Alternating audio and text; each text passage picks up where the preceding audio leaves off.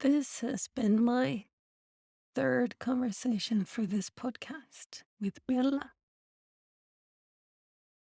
And she had a question for me from a follow-up question from last conversation we had, where I had just sent in a proposal, a business proposal,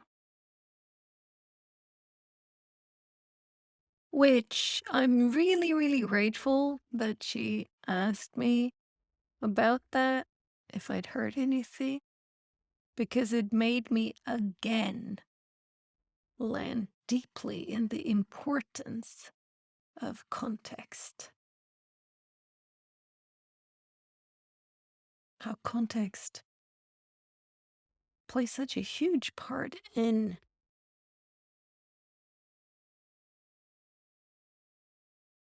my experience of where I'm at, what is going on, and how I'm dealing with it. Context means so much. And then we went into self-made men or women versus groups, and how you can, there's strength to be had in both, and you can be accomplishing things on your own in a way that serves. You can be a part of a group in a way that serves. Or you can do both of those in ways that don't serve, that actually harm. So, discernment, again, a muscle to be used and strengthened. And the only way to strengthen muscles is to use them. So go out and use your discernment. I hope your discernment right now will tell you to keep on listening. So I hope you enjoy. Hi, Bella. How are you? I'm okay. I'm here. You're here. Yeah. Yeah. Can't remember how long it's been since we talked. A A month? few weeks. Yeah, about that. Yeah. I wonder if it was on the 6th. Yeah, So, I think and so. it's the 3rd of August today. So it's been Yeah. a month. So like almost 4 weeks. Or exactly. It How is is. It is warm here today. It is 20, or it's 30 degrees Celsius, which means kind of ish 92 in the 90s. But I've hardly not been out at all. I've just been stuck in front of the computer. Oh, But really? yeah. By not by choice, but rather by Well, work. yeah. But I mean, it is by choice that I'm working in a sense. I could have Mm. taken more vacation, but I will be headed off on vacation for a week at least, this next week. So Lovely. I'm trying to honor that by, really saying I won't do any work related stuff. And I Mm. really should, because it's good to disconnect now and again. Yeah, very much. Can I follow up about something we Yeah, talked about last time? go ahead. I was wondering how your proposal went and if you heard back from the people. I did not. Okay. Or, no, I didn't. Um, In a sense, you can say, no, I have not heard back from them on that. Mm. Um, and it's one of those,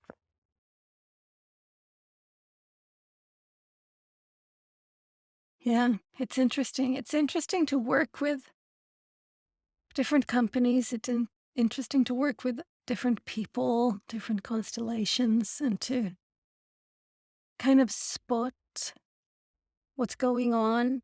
Mhm. What's the culture? What are you supposed to do here? How are you supposed to be here? How are you not supposed to be? What are you not supposed to do? And I'm just, I'm reflecting on that quite a lot. It's been, because I mean, I still work in that or with those people. Oh, well, Um, so I work with them. It's just, I'm not, um, that specific aspect. I'm not at the moment doing that type of training. how did it feel to you? I wonder because and for me, when there's no response, that's one of the hardest way to be rejected. Because no response means often that you can't even address the subtle rejection that has occurred. Mm, And for me personally, that's a pretty that's a hard one. yeah. I But don't have a lot of mental emotional shield against that, and I mm, wonder how has that played for you? so I would say it hasn't played like that at all, actually, Oh wow. which might be a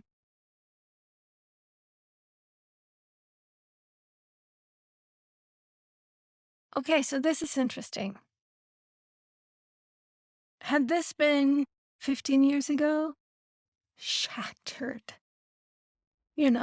no worth, nobody wants me, I'm worthless, I suck. I think I would have had all of those emotions to it.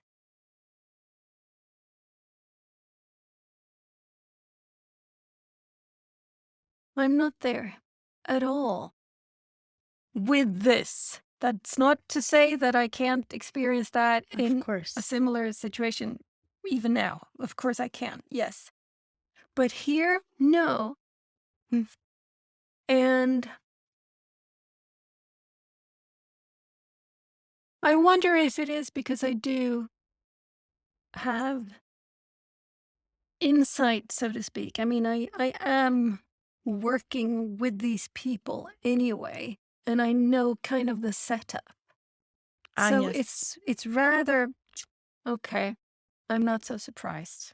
You It's have like context.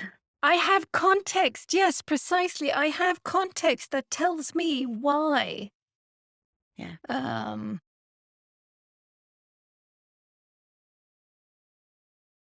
and that context makes all of the difference. So in a sense, it isn't really unaddressed. Like that's probably why you paused to think about it when I asked you, Yeah, because that context provides that information to you yeah, that yeah, allows you to put it outside of your agency. yeah, precisely. Because I mean, I haven't gotten a direct response email saying, thank you. I will look at this. I will forward this to the relevant people, etc. It's like I've had no like direct response to the thing. None. But as you say, but there's context. I am inside of this project, however little I am inside of this project, but enough to kind of know how things are done, you know, and not done. Yeah. Um, and it's like, I can't say if it's like, am I happy that I haven't been sort of, Mhm. that the proposal wasn't accepted? Am I not happy? Am I, it's more, I'm not surprised. Yeah. It's like it fits. Yeah. It fits the context that this is what is going on because what I am proposing, how I am in this project, is counter to how this project culture is. And I just, you know, Yeah. Something I, you w- I said a minute won't. ago Yeah. was that and I'm trying to remember exactly how you said it, was that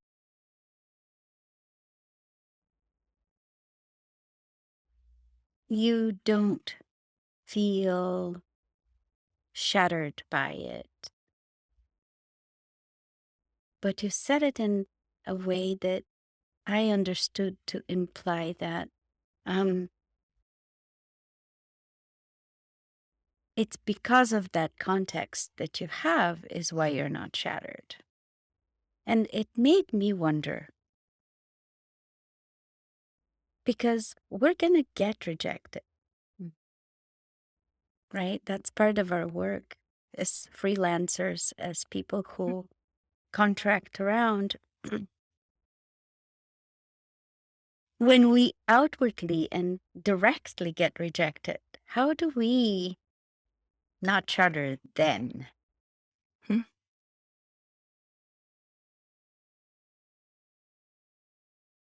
When we don't have that helpful context that makes it understood that it's not about us, it's about a misfit of some capacity or another. When it feels like there's so little information that it's entirely plausible that it is about us.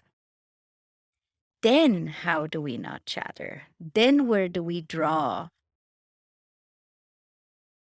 the And resilience from? and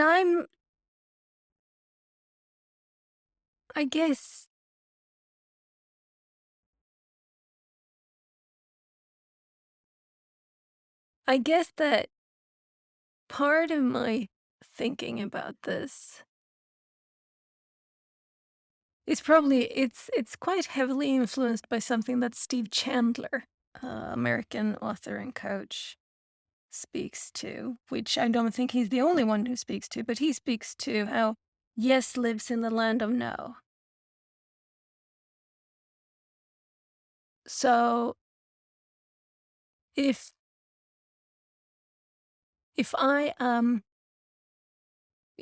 elated at any joy, or rather, if I'm elated at any yes and shattered at every no, I mean, there's probably more no's out there than yeses, right? So if I fear the no's, I probably will stop myself. I will refrain from asking as many times as I could, should, would like to, want to, need to.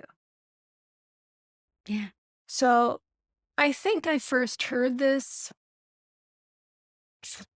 it's probably around 10 years ago. So I've been working this, I've been playing with this, I've been practicing with this, I've been curiously approaching no's, Curiously approaching notes. That's good. curiously approaching no's.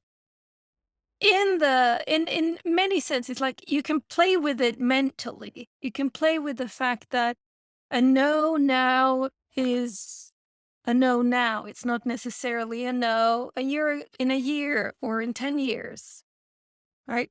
Because context circumstances changes. So it's a no now. It doesn't mean no forever, except when it does, when it's clear. A few no's are that clear. It's like, no, I won't ever be interested in this. Okay, thank you. That's great to know. As a, like you say, as a solopreneur, that's a really, really good piece of information. Because, okay, I do not need to spend any time on this. The no's in between, the ones that are either a clear no, but one where there's, who knows? Mhm. Or the, yeah, the kind of the wishy-washy that doesn't really say no, but means no. Um, I,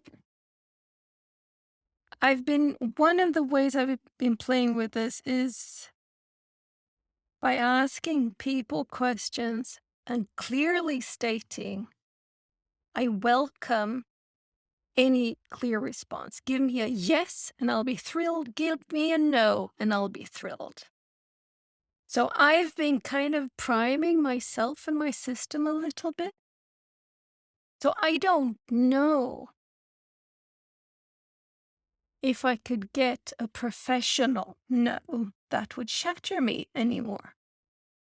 I'm actually not sure. Because it's also a no is more, we're not a fit, Hmm. right? It's like, is that because of me or because of them or because of both? Well, we're not a fit. So obviously the shape that I am doesn't match up with the shape that they are. Are we wrong because of that? Nope. Not necessarily, right? So I think and I'm really happy that you asked because I don't think I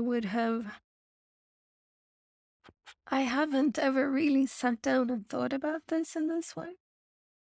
But it also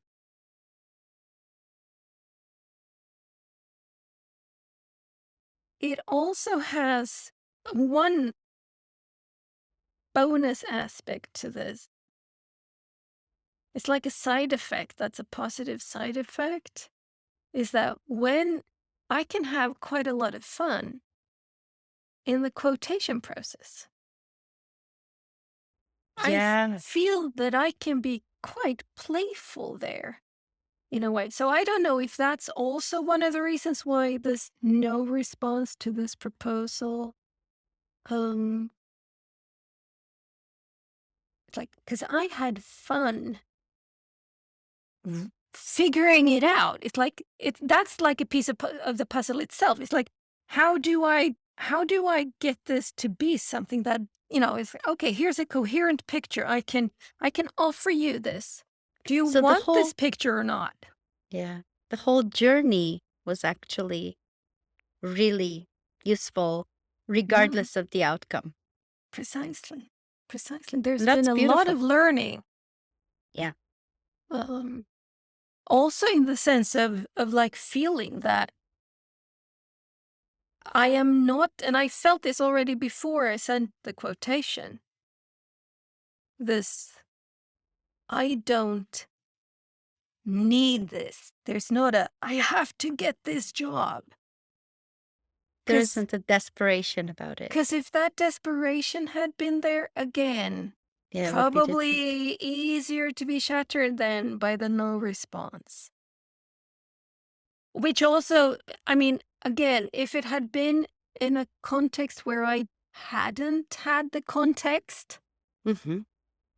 I would, of course, have reverted back more than once in Yeah. various ways. I have reverted back a little, it's like, but yeah, it's been a process where I have been able to be curious and playful and kind of not attached to any specific outcome. That's the best, It's the actually. best. Yeah, I know, right? Yeah. It's lovely. When you speak of it like that, I actually can say that I have multiple experiences like that where I will enjoy the legwork, Yeah. the journey of the legwork, the playfulness of the legwork is really important. And I think this is how we all stay away from burnout. Yeah. Because if we can enjoy the what Esther calls eroticism of the legwork or the excitement of the legwork, then the result is what you get from the legwork internally rather than the feedback you get externally. And I feel like that's really the best way to be. And what if I can just share about me, Go ahead. I feel like there is past negative experience and the fear of it that gets in my way.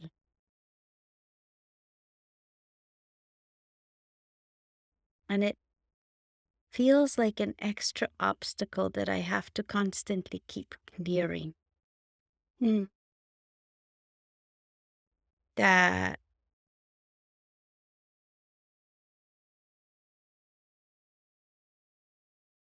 my process and legwork, to call it just that, the journey,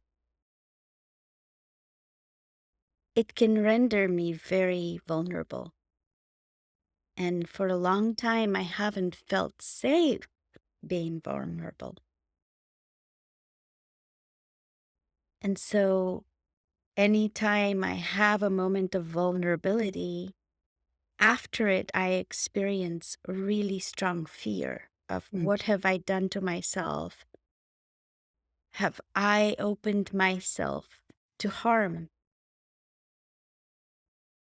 And that feels like such an unnecessary and burdensome obstacle that I have in my process.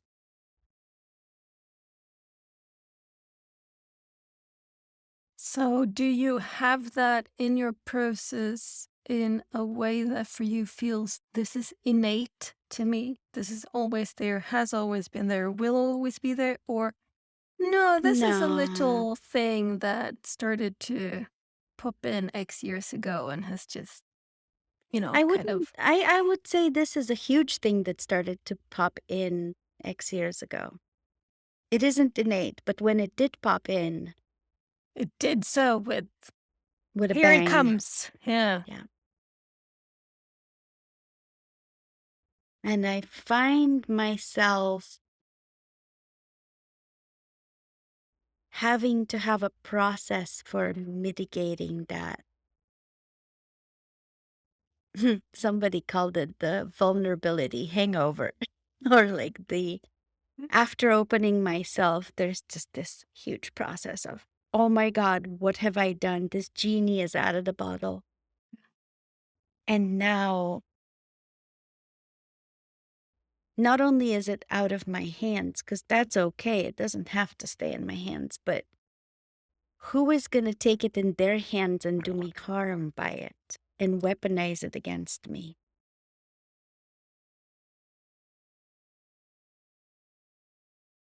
And I think actually,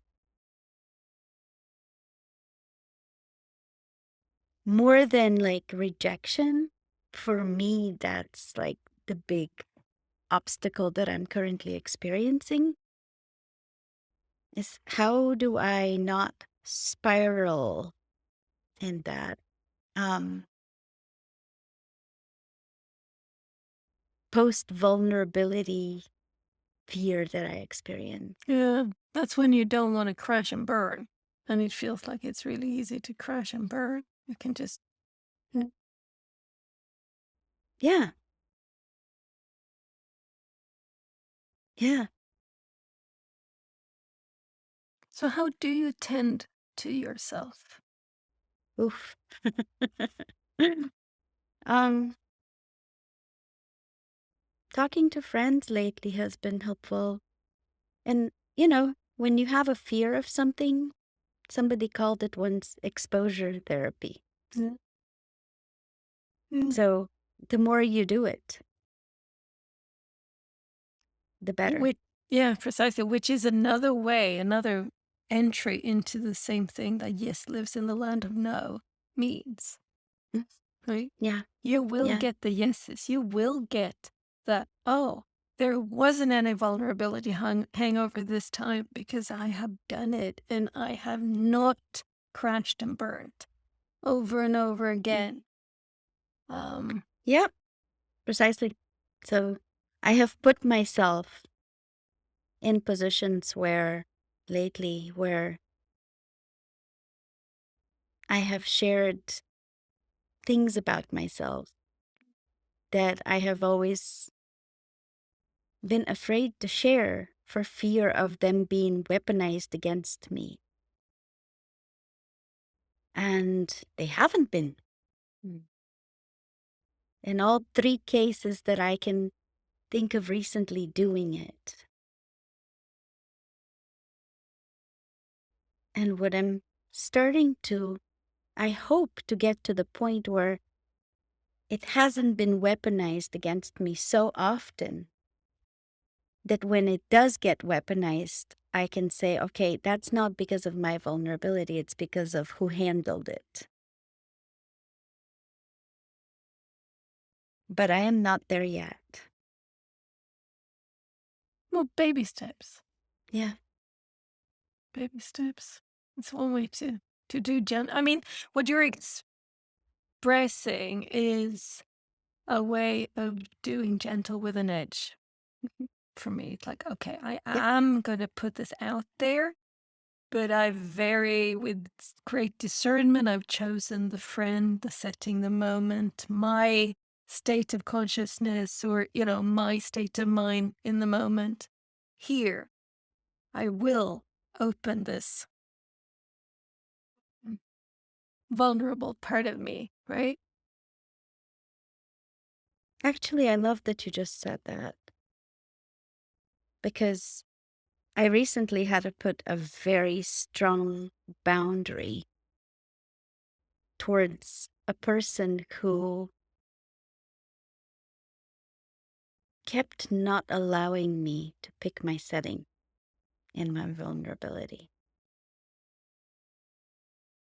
kept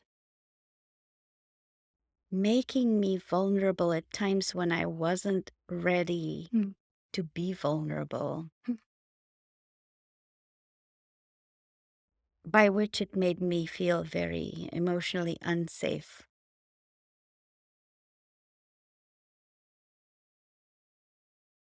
And I've had to really almost drastically put a boundary of you are not in my field of vision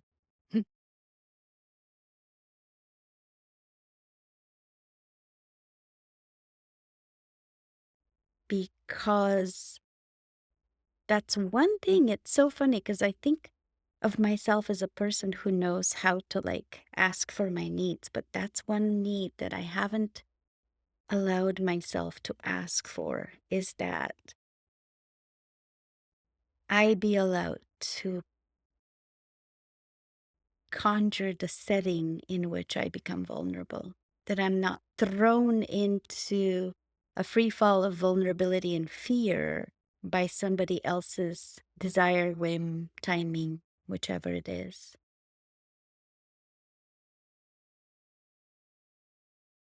And I mean, I think one of the I'm reminded of the way that I think of shame, which Mm, is that shame has me put things away in the darkness. I look it away, I push it down, hidden from sight. And the only way to release shame, to let shame transform into something else, is to bring it out into the light. And if I do that with the wrong people or at the wrong time, I can get shamed so fucking bad again I know. that all of a sudden it's not 3 layers down, it's like 15 layers down, right? I just hype or pile on more of the no, I won't ever go there again. So the discernment, like, talk about discernment being a muscle. It is really, really a muscle that I would say is there innately. We have this, but if we do not practice it, if we do not work it, it's gonna atrophy and die, right? Which I think,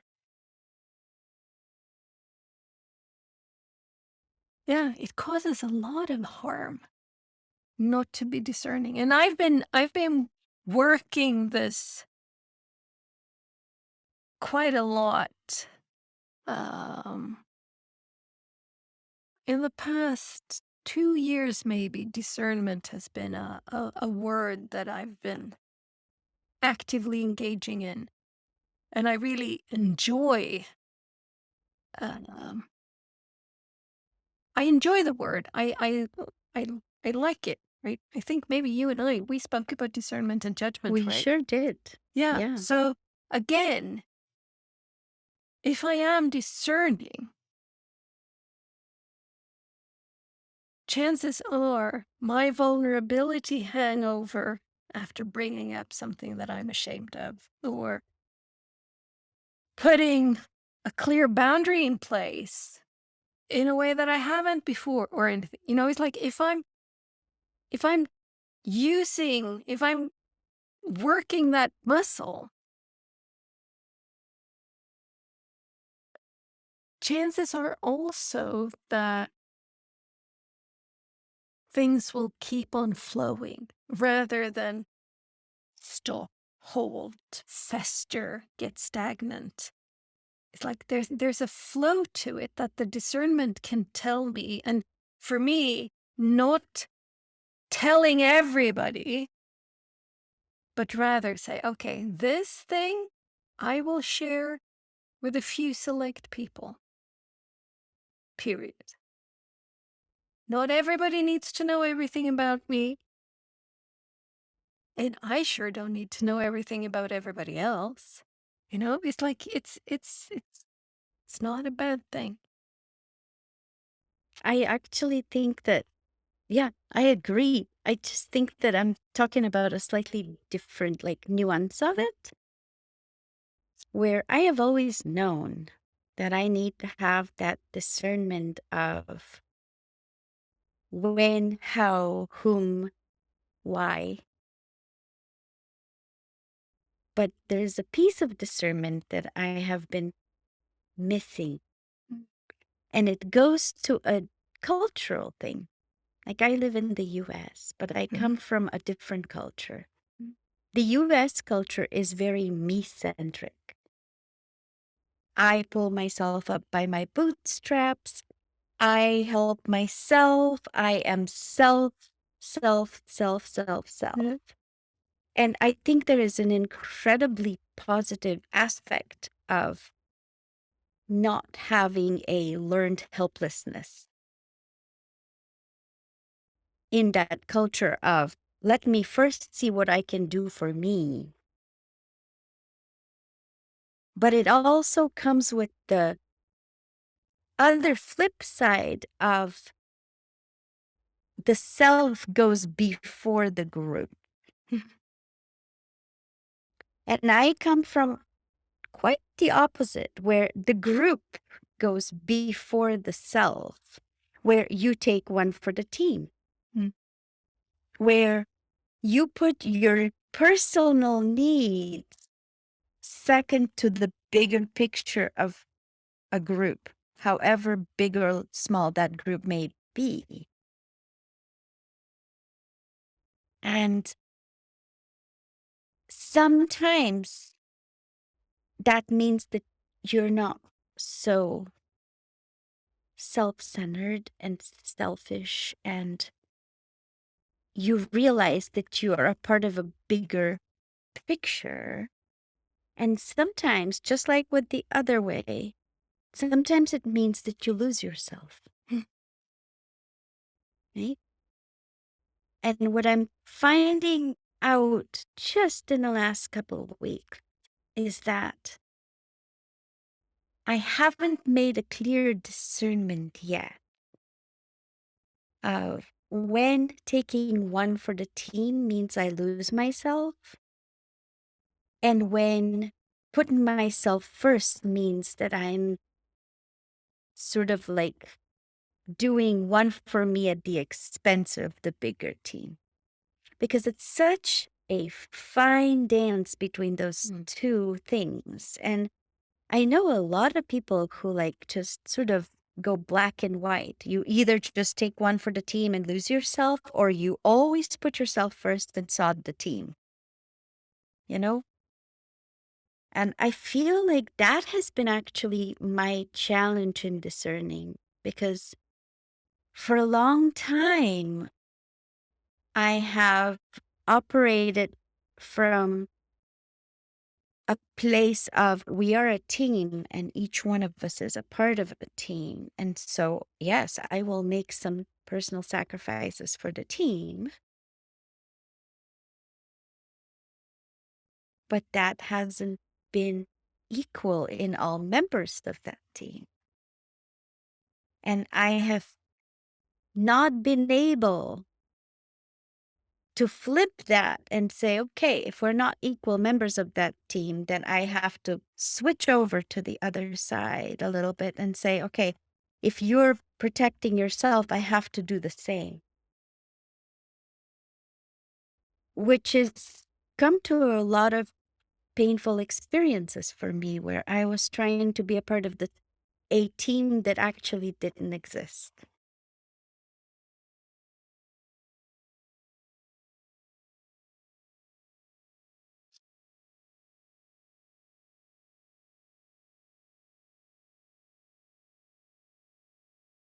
It's interesting to hear you talk about this, and it's interesting to hear how you say with such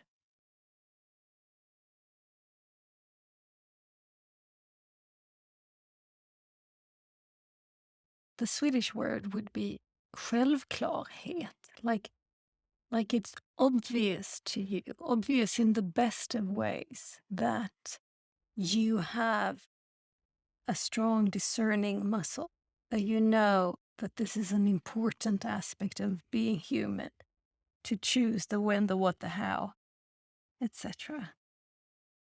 Because I don't know that I can look back and say that I have had that.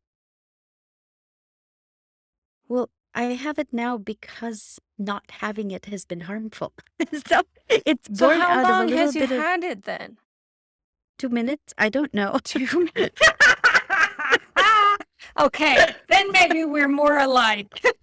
I don't think we're not alike. I think that this is why I like these conversations because sometimes you just formulate it when you talk to a friend, Yeah, right? yeah.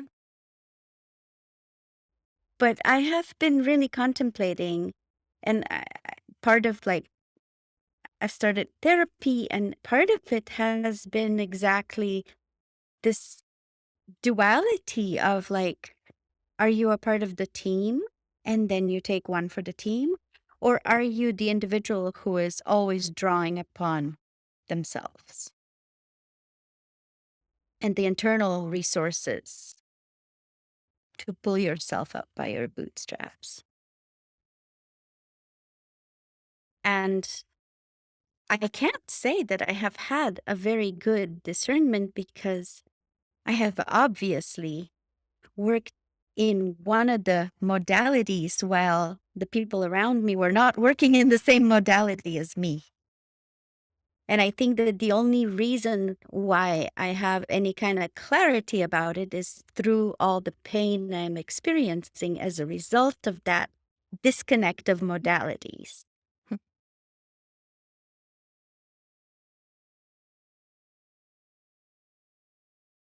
Hmm?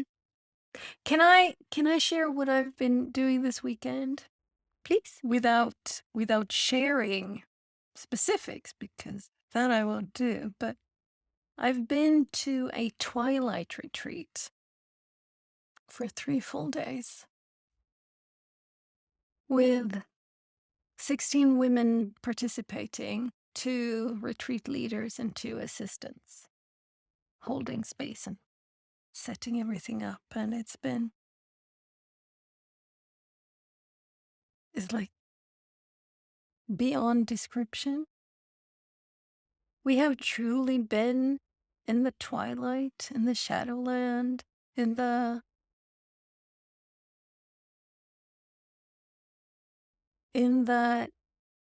it's at the same time a land of possibility and complete unknowns, which can be exhilarating and fucking terrifying all at All of once. that. Yeah. And hearing you speak about the team made me think of this because this is it's like it's 19 women that I've not met before. Most of us hadn't met before. The team, the retreat leaders, and the two assistants obviously had, and a couple of the others had met with them, and or a few had met with each other, but basically not.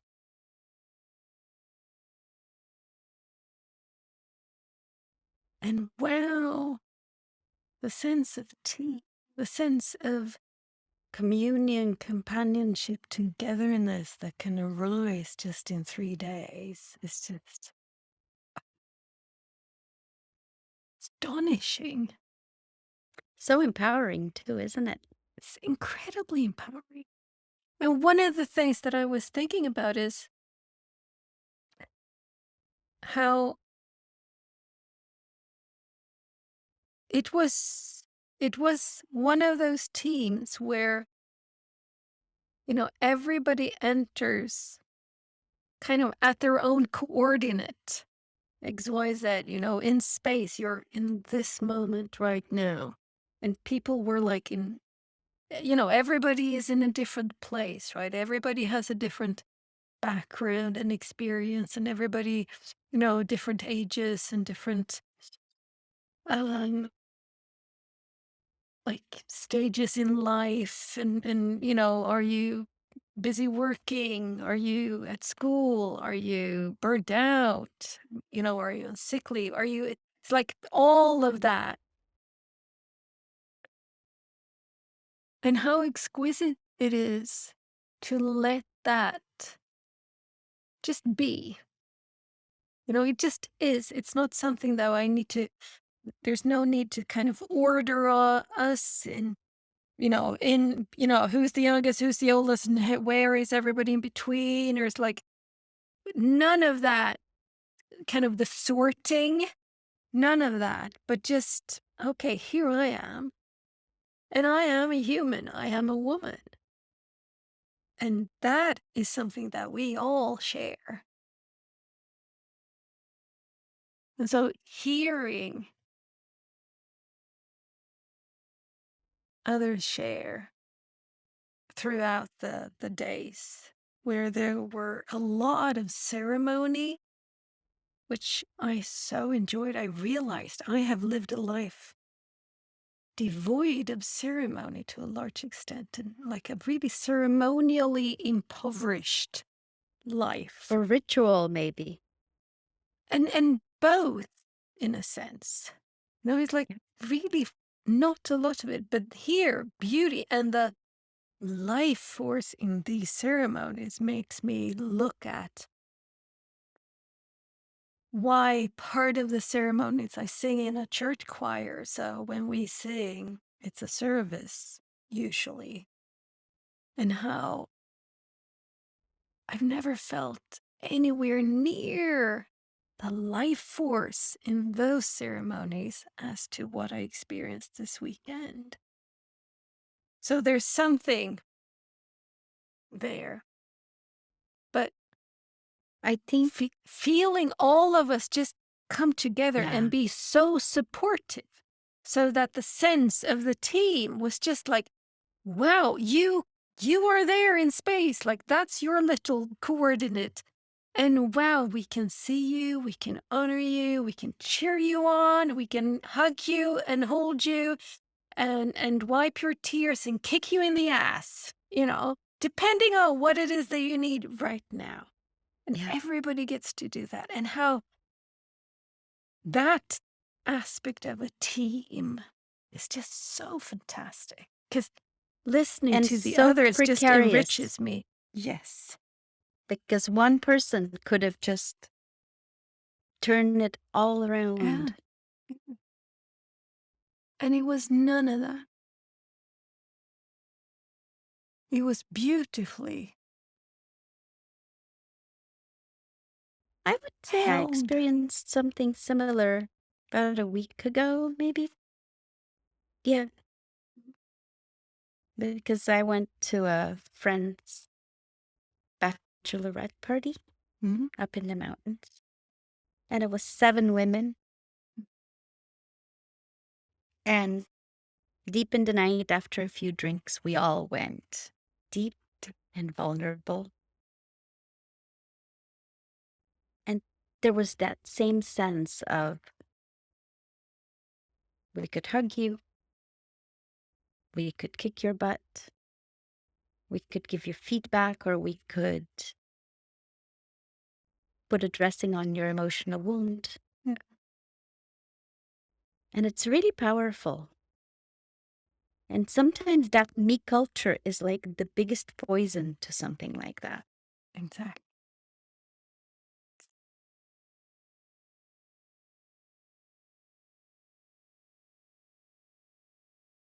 And I think my discernment came short when I didn't recognize that the me culture had gotten in the way of the team culture.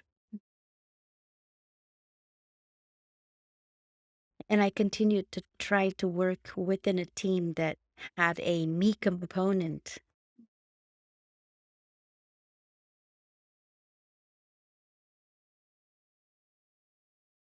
that was dysregulating that balance of support.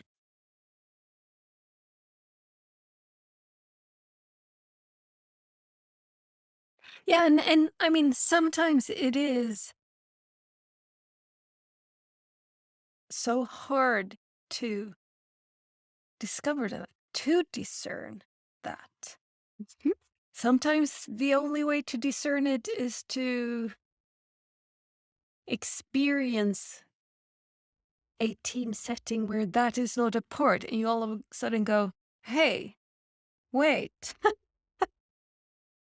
there's something wrong in this other team I'm a part of. Now I can sense the difference. What is that thing? You can start to kind of unravel it.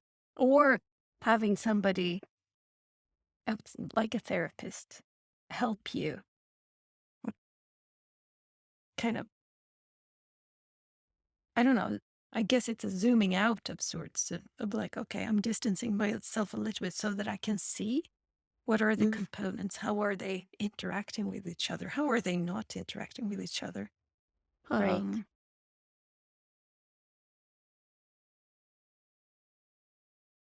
because I think one of the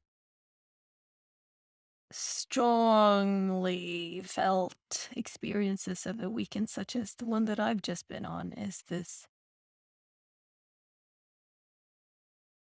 deep, deep need for the togetherness, to be with That, other women in this togetherness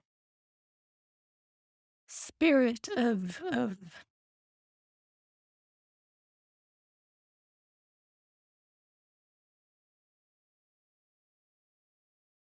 the word that comes is acceptance, but that's one of those words that nowadays we're kind of bandying it about so much that it feels kind of wishy-washy, but that here I am, and everybody says, "Wow, there you are."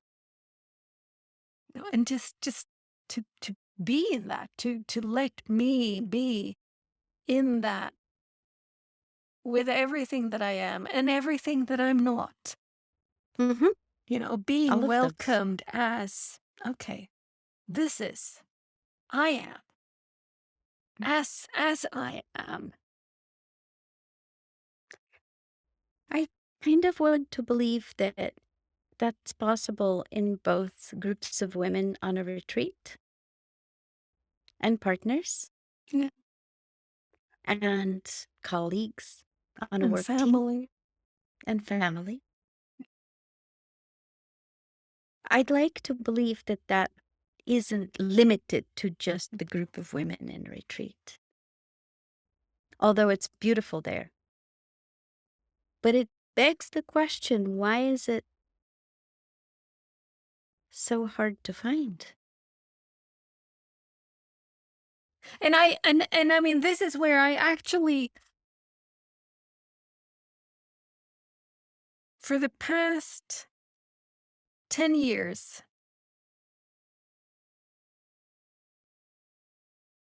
It isn't hard to find in my life. I have a lot of this in my life. So going to this retreat for me was not one of those coming up to get air after feeling like I've been drowning for years. I've never, it's like, no, I have this on a weekly basis. I have it in Zoom settings. I have it in physical settings. So it is something that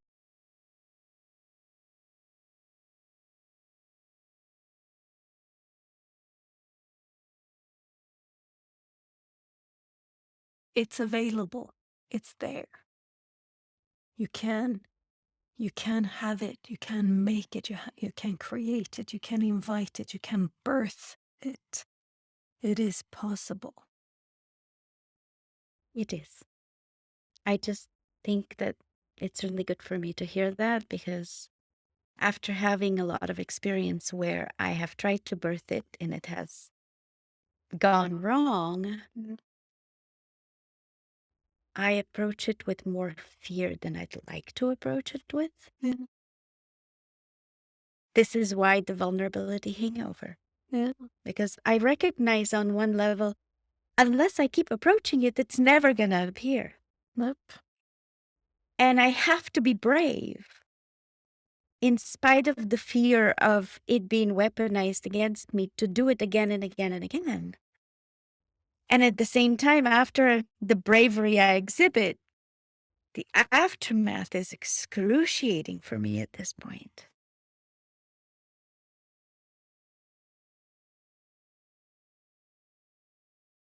And I think that that's why it's so important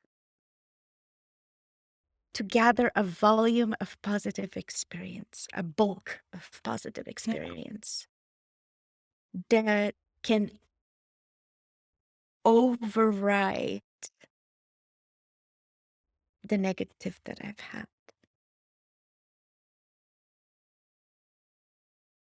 Yeah, I mean, if you have a bucket of paint that's black and you put in one drop of white, it's not going to make a difference. But if you put that black bucket in a barrel of white, it's gonna It's going to be make a light, very difference. light gray. Yeah, Yeah, exactly. yeah.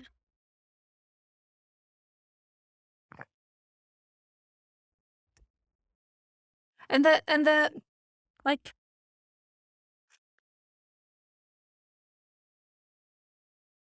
getting together and like you said about your friend's bachelorette party, going deep.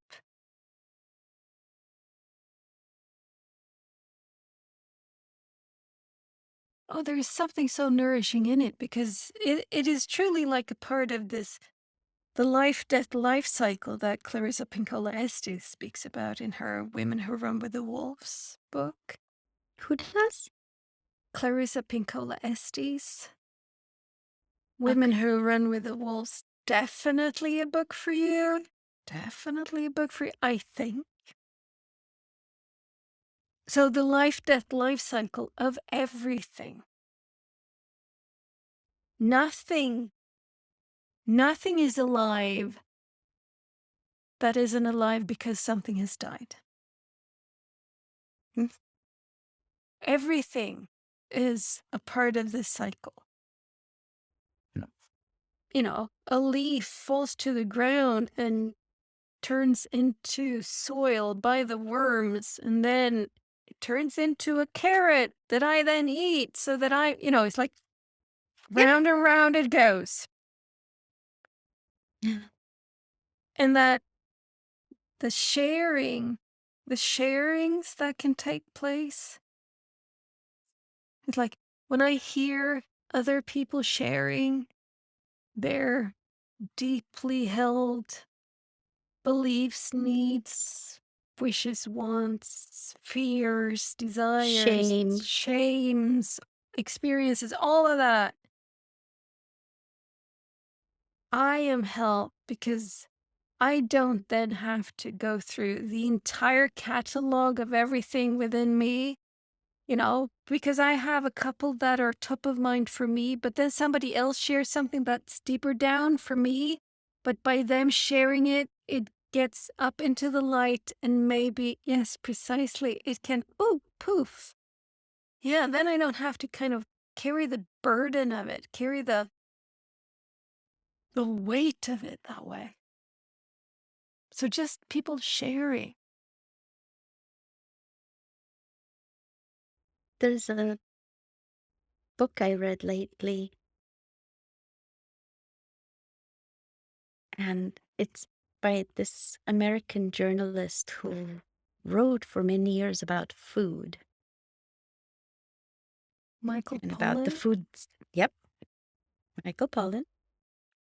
And I can't remember I could look it up, but the book is about psychedelics. Yeah, it's his last book. I have it upstairs, have not read it yet. I got so much out of it because he talks about taking part in a peyote ceremony, Mm. which is the cactus derived psychedelic. And he talks about how in the Native American culture, you never do this alone. Mm. You always do it with a shaman in a group that is there to do exactly what you described. And how the Native Americans' perception of healing is that of in a group Mm. and not that of alone.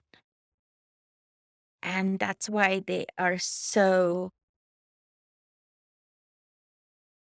jealously guarding that from the white people who, to their perception, will appropriate it and make it like a pill.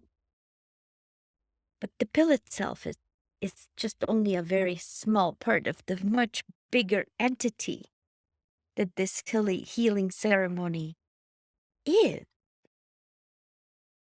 And I have a friend who is a physician who does research, and he got this really big grant about that, like from the National Institutes of Health, which is a very, very like reputable grant to have, and he has like millions of dollars to do research on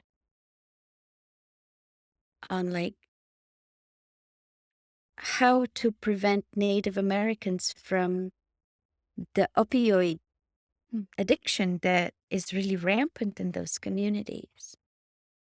And before he's gone to the Native American tribes, he has worked with other minorities, like um, people from South American countries who live in this country and other like sort of disadvantaged minorities. And he was talking to me about how they wanted to translate some of the work they've done with those other minorities to be relevant to the Native American culture. And he said, we have to actually completely rewrite it because even the sense or the term of self help is an oxymoron in their culture. And it is so difficult at times to see people who are little islands of emotional pain and they're just surrounded by nothing and they won't go and migrate to another person for mutual support. And instead, they will like shoot poison at other people because we are not, especially people in this country that I live in right now. Everything is about the self and the how you can do it with your own hands. Yeah, there's nothing better than being a self-made man or woman, is there? And it's like, Nobody On is. whose shoulders? Precisely like, no, but nobody is. It's like, it's not Exactly. possible. We cannot. Exactly. You have to have support from others to be a self-made Exactly. person. And it's been such a painful lesson for me to make that discernment of when I recognize that self-made is only a partial truth, as much as self-denying in the context of a team is a partial Mm, truth as well. mm. But so it makes me wonder, because there's like,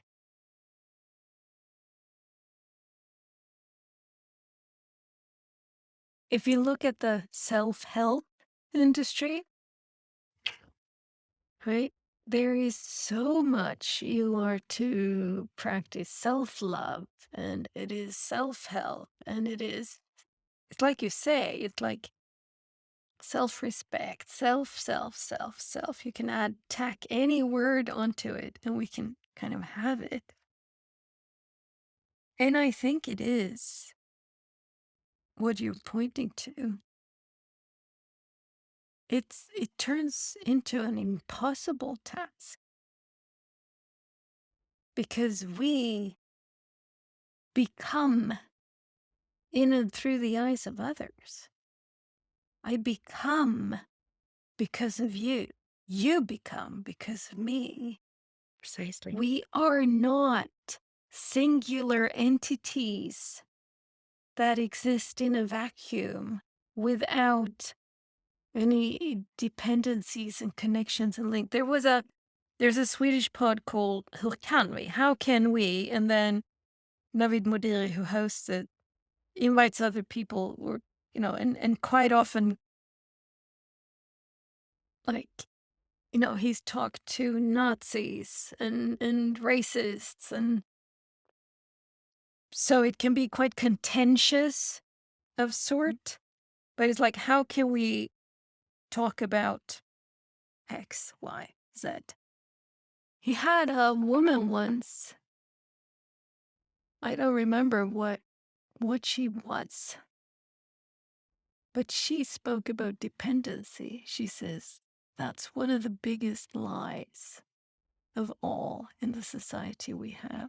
That to be dependent is bad, weak, wrong, something that you should not at all want to strive for. She said, that is so fucking wrong. It's It like, is. I'm dependent. Yay! Because again, we need to depend on others. That is what, again, the We're same thing. so, It's like, yeah, that is how I turn into a person. That is how I turn into, like, pardon the weave. There is no weave if everybody's a single entity that does not thread. connect. It does not Mm. happen. It can't hold anything. But if you make a Nope. strong enough weave, it can even hold water. Exactly. It can smother fire. It can stop the wind or make the wind move you. It's like there's nothing as strong as a weave, which is us together. Yep. And it can also be misused, like the fascists, because fasci is actually, that's where the word comes from. Fasci is a thread, and many Oh, of them together make a strong strong. bond. So Oh, there it how is also. interesting.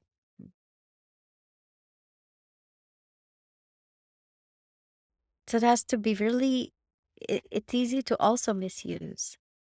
Everything is, isn't it? Yeah. But Everything I is. think you're right that dependence, it's been almost like used like an insult. Precisely. Oh, you're so dependent. Oh, I don't want to be Well, yeah, so are dependent on you anybody. actually. Precise. We all depend on the water being piped into our house and the Yeah, electricity. yeah.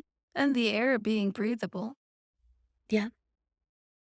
And the road to our house being Yeah, drivable or walkable, yeah, or that there be public transportation accessing it. yeah. So it's a bit of a myth, and I think it's being oftentimes misused Yes. just as much as the interdependence and the strength in numbers can be misused. Yeah, Which comes down to your favorite word of discernment. yeah. And that was one of the things that I so enjoyed in this twilight retreat. How over and over and over, almost ridiculously often, the notion that you get to choose here. You use your personal discernment. Here's a ceremony. We're going to be doing this. Sit down unless you feel like standing. Stand up unless you feel like sitting. Close your eyes unless you don't want to close your eyes. Breathe slowly unless you feel like breathing more, rapid. So Robustly. constantly giving, actually voicing this fact that Mm, here's a way to do this, but yep, I'm not telling you in such a way that you have to do this. I'm telling exactly. you so that you can feel and discern for yourself. Do I want to close my eyes or not? Do I want to get up and share or not? Do I have anything to say or not? Do I dare look or not? All of it constantly. So they were hammering this home. Like I said, it almost turns ridiculous to say it in every like in every direction at the start of every ceremony or workshop. Like peace. But so important because it made me see how little of that there is and how that's another muscle. No, it's the same fucking muscle. It's the discernment Mm, muscle. It is the same muscle. It is this thing. What do I need in the moment? What does my body say in the moment? Do I feel like standing up? Do I need to move? Do I need to shut off, turn away, go inwards for a little bit? So interesting to kind of to take the meta perspective on that and just see how so much of society is not that. Which of mhm. course is why they, in the Twilight Retreat, brought in this shadow figure of actually letting people discern for themselves. What do I need right now? Because What it's do I lacking and want? It is so lacking. yeah.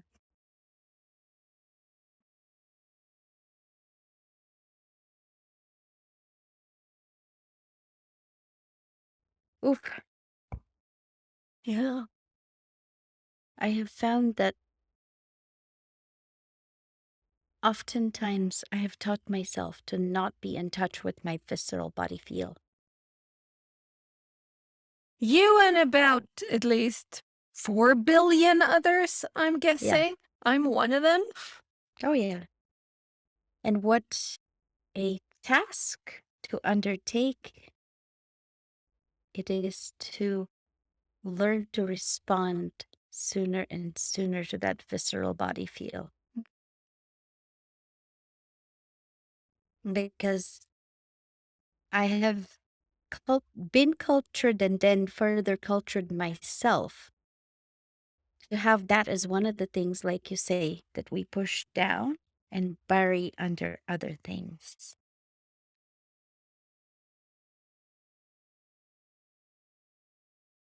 and not be aware that our heart is palpitating or we're taking such shallow breaths that it's not reaching our entire body, that oxygen isn't enough in our being.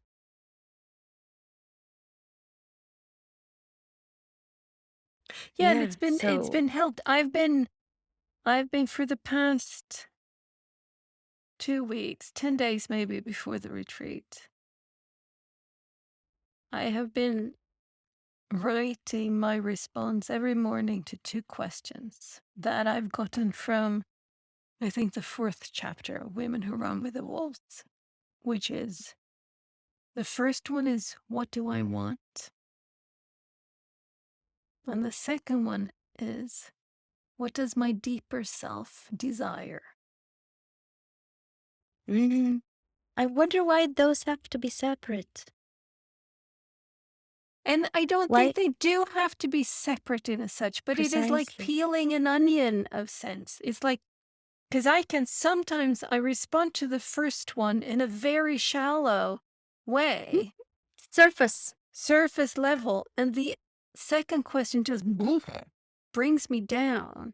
Sometimes I'm deep already in the first, that I Are you, hardly need the second one because I'm that's it. They can already there, right? But sometimes I'm helped by that first one because it feels like, okay, I can be a little bit light and fluffy up here on the surface. I don't need to burrow down. And then when I've gotten that out of my system, I'm ready to respond to the deeper one. But I have not been asking myself this, like, period, before you have not this. been asking yourself those What do I questions before? want? Mm.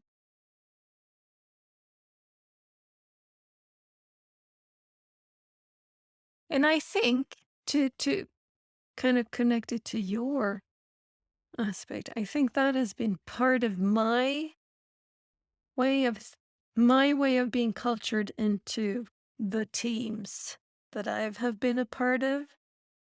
It's Okay, like that good. has been my way, that I am not allowed to Mhm. look at Yeah. what do I need. Mm. So it's been a team membership serving others at the expense of me. And it doesn't have to be. No, it Neither one of those extremes has to be. precisely, it doesn't have to be. Yeah.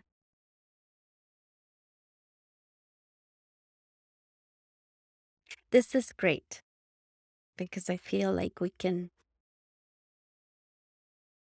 go on with the rest of our week or day. It's only morning for me.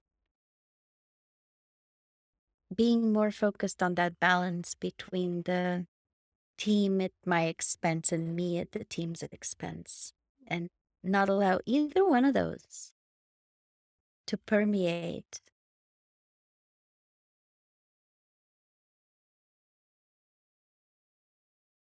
I It invented a new word the other day.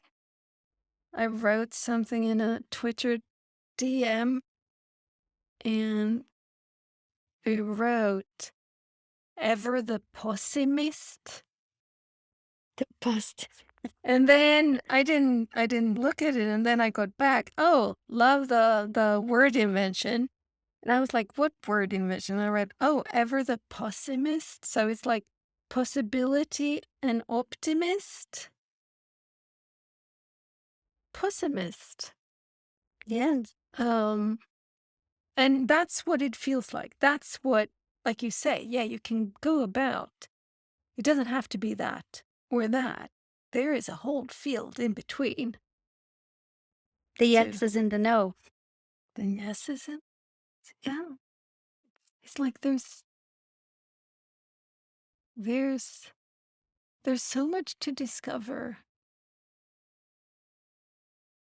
And When when you you were use the talking about, discernment there, then yeah, it's again, it's like, okay, there's that to discover, but not right now for me. Thank you, but yeah, no, thank you. exactly, The no's live in exactly. me too. Yeah, exactly.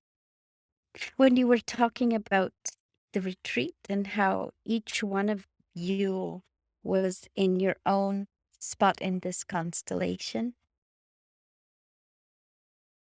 and how from that spot, you could be a part of this woven fabric.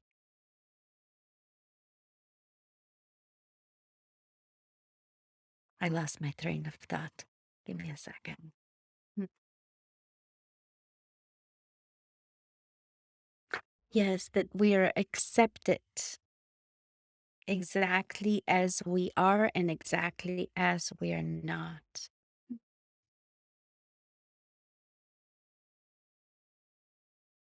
And how, oh, yes, that was my point. How we are accepted as women rather than categorized by age or by spot in your journey. And it occurred to me that this categorization, it's meant to accentuate our differences. And all of us as women was meant to show our commonality.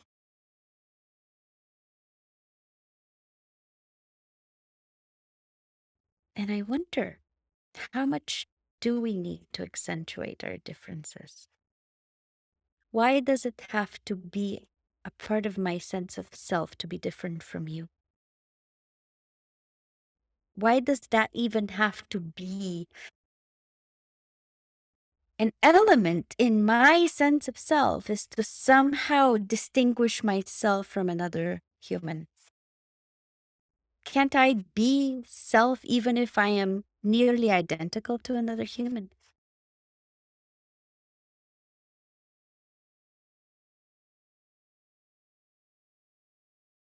Yeah, I wonder how much that is cultural and how much of that is um what is innate there and what is not innate there. Is it a part of the cognitive load of being human with the brain that we have, that is a part that happens? Or a part of the Western civilization load? Precisely. Is it a biological aspect? Is it a cultural aspect? Is it a both and? Um, Probably both, and a little bit. most things. Yeah. Yeah. But I was thinking, m- my friend Annie, who is a Finnish singer-songwriter, she she has this song. I met her in Forward Link, which is it used to be the alumni space for people who had taken akimbo workshops. I met her there because I was speaking about shame, or she was speaking about shame, something about shame. She had written a song called Deep. That is, oh, so speaks to me. But then she's been releasing songs um, regularly ever since, because that's 2 years ago that I met her first.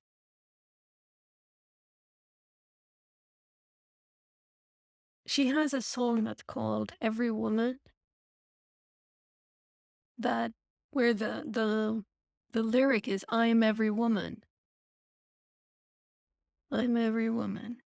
And Yep. she made a video of this, and when she did that, she sent questions out to women that she knew, and I responded and asked us to film ourselves, you know, singing, miming to I parts am of her every woman. song, and she put, it's like this part or that part or that part. And so I did that, and others did that and turned it into a gorgeous video. But then a couple of months ago, when, the Roe v. Wade Supreme Court in the US and overturning those decisions on or rulings on abortion, etc. She made a new video with all of the selfies. Like, so it's a roar, it's the same song, but Mhm. it's a new video. And I've been listening to that these last few days. I've been watching it. And it is just I that I am every woman and I would every love it woman if is you me. share it with me. I will share it with you. It's very evocative. And after this weekend, this song feels very, rather I feel very raw when I hear it, when I look at it, when I see it. I feel very, it's like I'm permeable, I'm open. I am truly every woman because Vulnerable. I am very vulnerable in it, and it feels good to be that. It feels good because it feels as if, again,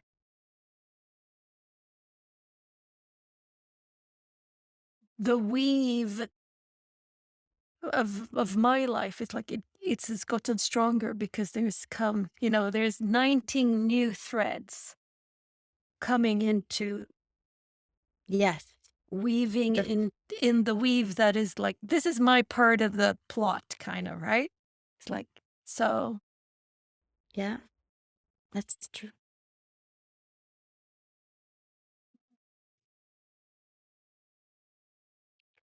I think I have to go. what a perfect way to end it. I will link to Annie's song Every Woman, and I will send it to you as well. I have really enjoyed this conversation a lot. Yeah, I have It's too. felt really good to be able to articulate things that nebulously sit in here and to hear your perspective. It's funny because I felt in the beginning of the conversation like we were kind of in two different spots. And even from here, I felt like we managed to really come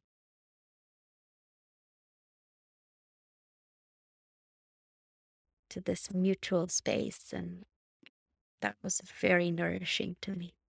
So thank you for doing this. Thank you for playing with me. It was a lot of fun. Yeah. And somehow, that's where it ends up. And I don't think it's not strange, it's not wrong, it's not weird that we start where we're at and that is different places. Because it is kind of, I've been doing my thing today, and you've been doing your thing. And then you kind of you jump into the water, and then, oh, here we are. Yeah, precisely. Yeah. So you make a great day. Thank you. And you do too. And I Well, look forward to the next time. I do too. Good. Take care. Um, I have a book that's called Doing Gentle with an Edge that I released as an ebook and an audiobook in the spring of 2021.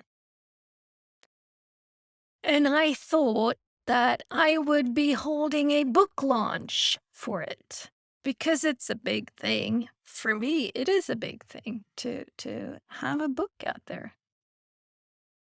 But I procrastinated and procrastinated and procrastinated and never made it to actually having a book launch, which I rectified at the end of July of 2022. I did host a Zoom book launch party, which has been great fun because it also made me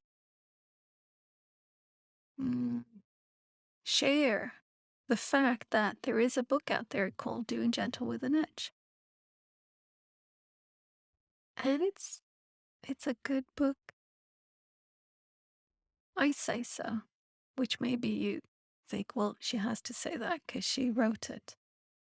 But that's what I hear as well. That's the feedback I'm getting as well. So I hope you check it out. You can find it on tankespjärn.com/shop as an ebook or an audiobook. You can also find it on Amazon, but only as an ebook. So I hope you check it out. It would make me really, really happy.